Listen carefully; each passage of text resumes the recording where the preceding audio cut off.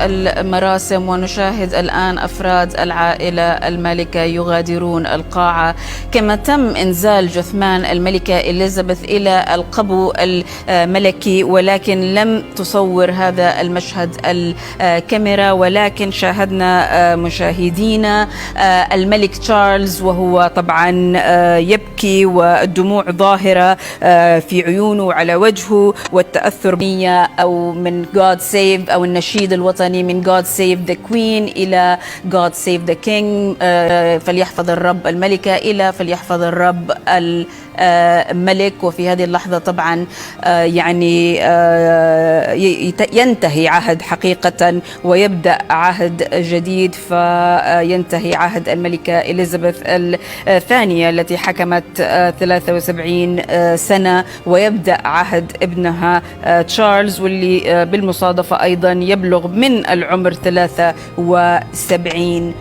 سنة.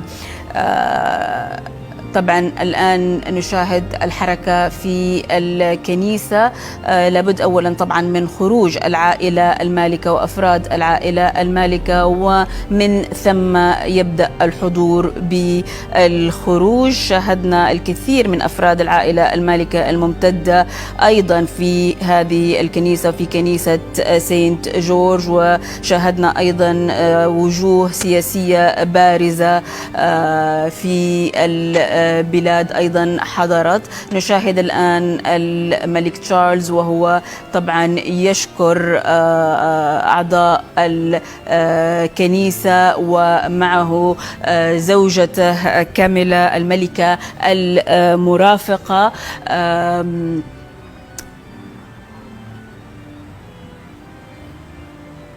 في الفترة الأخيرة أو في الأيام الأخيرة زادت أو كان هناك تعاطف كبير مع الملك تشارلز، وحتى زادت يعني في الاستطلاعات نسبة التأييد له. تظهر أيضا الأميرة آن ابنة الملكة إليزابيث الوحيدة وبجانبها زوجها الآن